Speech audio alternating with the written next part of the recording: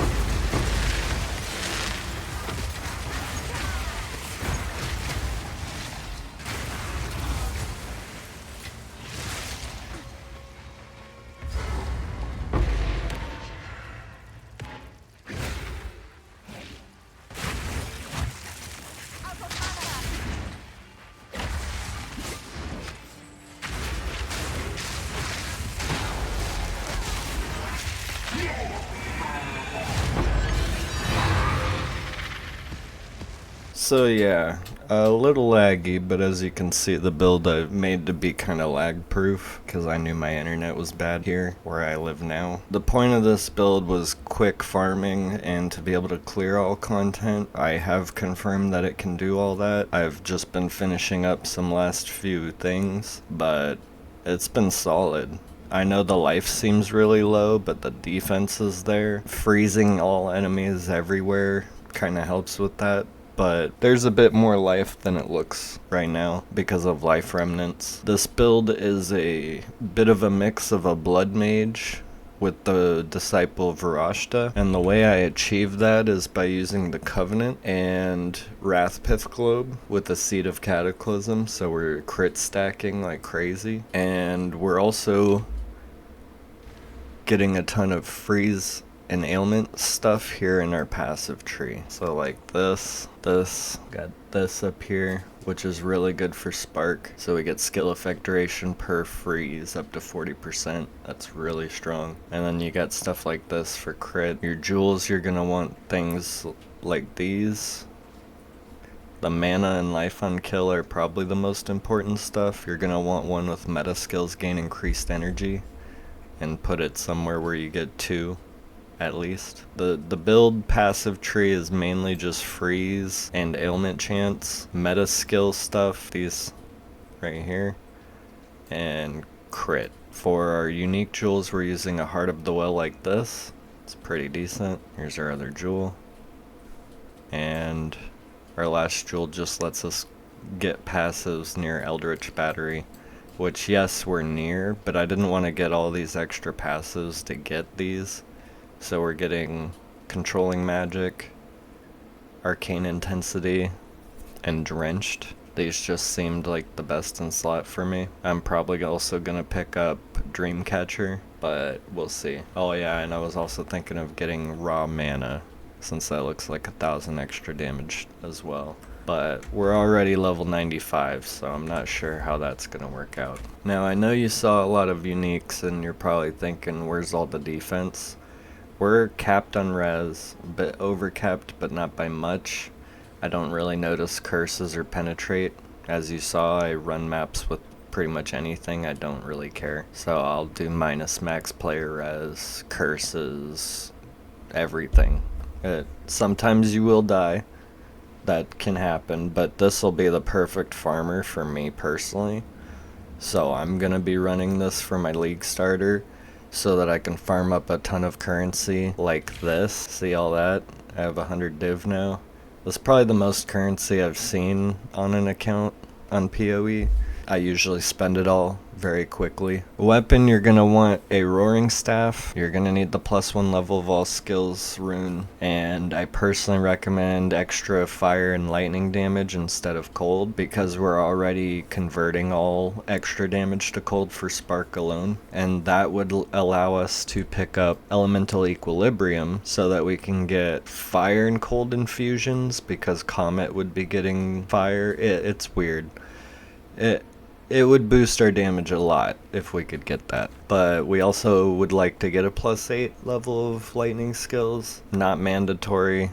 You can run all content without, but I think getting those two things fixed on this would make this able to clear Uber Arbiter. Right now I don't think it's capable. This will probably be one of the most expensive things to get, is the Vertex with +4 level of all skills. Not that crazy, because people kind of go for these, but I'm sure it'll be a while before I can find one. I'll probably get away with a rare for a while, just for farming. The Covenant shouldn't be too bad to get, and I really like it for the life remnants and leech. We also use the skills gain base life cost for our Adalui's bloodletting, which that's probably going to be a while before we can get in a league start, but that's okay. This is the gem setup real quick. A little bit of more damage and then that stuff. I've been playing around with a bunch of different setups. That's the best one. I'm not going into a full guide here. It's just sort of a showcase, I guess. There won't be a full guide on this unless you guys really want something.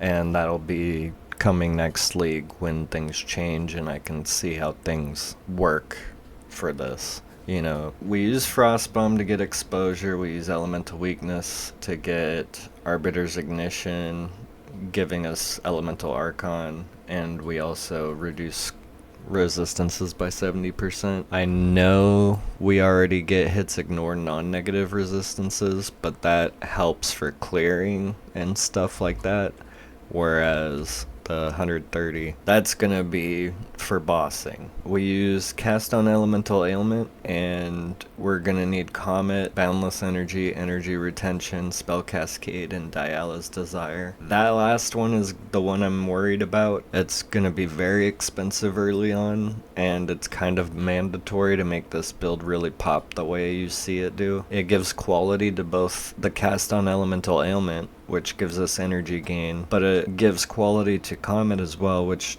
gives chance to repeat. So both are super good. It also gives the +1 level and the reservation multiplier and cost multiplier reduction. So that's going to be very good. We're using Siphon Elements to get cold and fire remnants. Those are the only two we really need. Cold remnants boost spark and Fire Remnants boost Comet, doubling both of their damage. And the only extra support you'll need is Cannibalism, gives you the extra life recovery on kill that you'll need. Back to items, we're using Snake Pit for the fork. That's just a free support gem with no downside. We don't care about Pierce or Chain, so that's perfect. And the rest of your gear is just some rares with whatever you can get for defense and resists. That's really it. Amulet, spell skill levels, you know, spirit, crit damage. Charms aren't mandatory, this is just what I ended up with. I really like these. You can use the basic magic versions of these and be fine. Also, we can start with a regular Wrathpith Globe and then advance to this eventually. This isn't exactly required. We don't lose a ton of damage from losing that corrupted mod. And flasks will just look like this. Charges per second recovery rate. That's about it. Unleash, you know, cooldown, duration, less move speed penalty. Catal's Rejuvenation is super good on this build, and that's going to be a little pricey probably, but you throw it on Life Remnants, and every time you pick one up you get a bunch of cooldown recovery. Last bit here is the Ascendancy. I wanted to test this Ascendancy, and I was starting with Navira, but then saw that Kalari inflicts crit weakness. The crit weakness could be very helpful here, so I went with this. I don't end up using the beetles too much, but they do give us flasks when they consume corpses through a support gem. The Time Lost Jewels getting increased radius helps a lot. We get a bunch of extra passives there. This was the main reason I wanted to use this class. You can equip a focus while wielding a staff, and the 50% reduced bonuses don't really matter here. It's a little bit of a drawback, but should be fine. It feels fine. And last but not least, when we hit low energy shield, our energy shield recharge rate goes through the roof, and we get shield recharge of 3 seconds instead of 4 as our base, so that's very helpful for when you get low. You might need more energy shield for the build though. All in all, it's really fun. I die sometimes, but only in like really crazy maps, and it hasn't been bad for bossing or any of the side content stuff. It's really good in the simulacrum. I love it for bossing and stuff. Everything just stays frozen. As soon as it unfreezes, it refreezes pretty much. It's just so nice. But yeah, I hope you guys enjoy.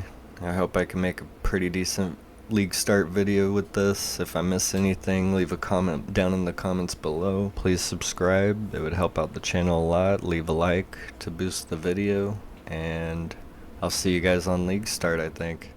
See ya.